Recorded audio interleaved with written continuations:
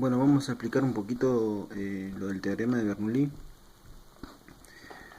¿Por qué nosotros tenemos que ver el teorema de Bernoulli? Porque vamos a introducir el concepto de pérdida de carga en el teorema de Bernoulli o el concepto de Bernoulli, ¿sí?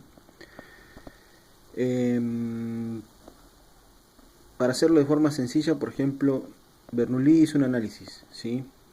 Tomó en cuenta un fluido recorriendo, por ejemplo, el interior de una tubería o de una línea hidráulica, y empezó a hacer el análisis bajo estas condiciones, ¿sí? Un fluido no viscoso, sin rozamiento, incompresible. Y básicamente él lo que ve, o lo que podemos ver nosotros, es esto, ¿sí? Una masa de fluido que se está moviendo por un conducto, ¿sí? O por una línea hidráulica. Y esa masa de fluido que se está moviendo, si nosotros lo analizamos como lo analizó Bernoulli, vamos a ver que esa masa está afectada por tres tipos de energía, ¿sí? Una de esas energías depende de la velocidad, porque si la masa de fluido se está moviendo, tiene una velocidad, y esa velocidad nos va a aportar una energía, que de física sabemos que es un medio de la masa por la velocidad al cuadrado, ¿sí? Si esa cañería, ese tubo, esa línea está a una determinada altura, H1 o H2, o se le puede decir Z1 y Z2, tiene una energía potencial, ¿sí? Que la energía potencial, como sabemos o recordamos, es masa por altura por gravedad, ¿sí?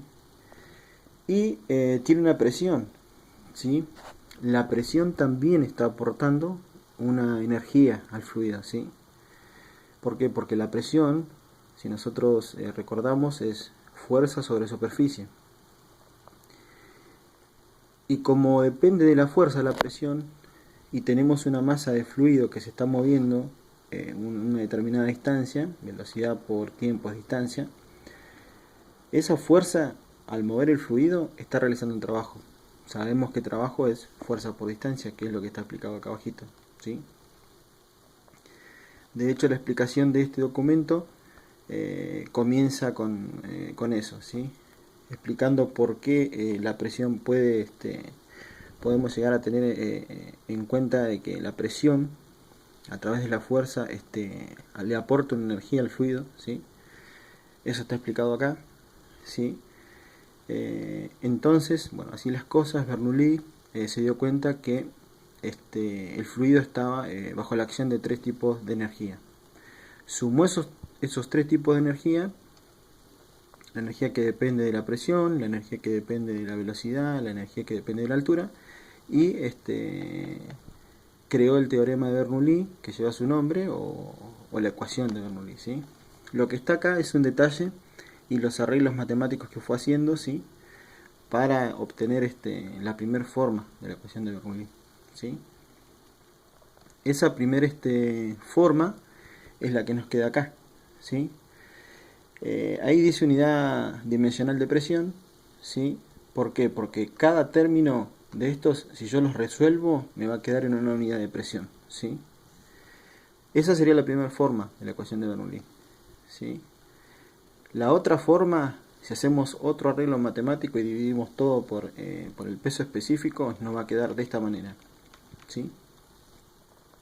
Donde cada término, si yo lo resuelvo, en vez de tener una unidad de presión, va a tener una unidad de longitud. Por eso dice unidad dimensional de longitud, ¿sí? Eso es básicamente la explicación del documento, ¿sí? En cuanto al teorema de Bernoulli. Esto es todo el desarrollo. Si ustedes quieren mirarlo más a fondo, se van a dar cuenta cómo se llega, por ejemplo, a las dos formas que vamos a utilizar de la ecuación de Bernoulli, ¿sí? Y bueno, van a encontrar detalles, por ejemplo, qué significa cada cosa que está puesto acá, ¿sí? La definición de cada componente de la ecuación, ¿sí? Y después ya entramos a definir en sí lo que es pérdida de carga, ¿sí? En el documento.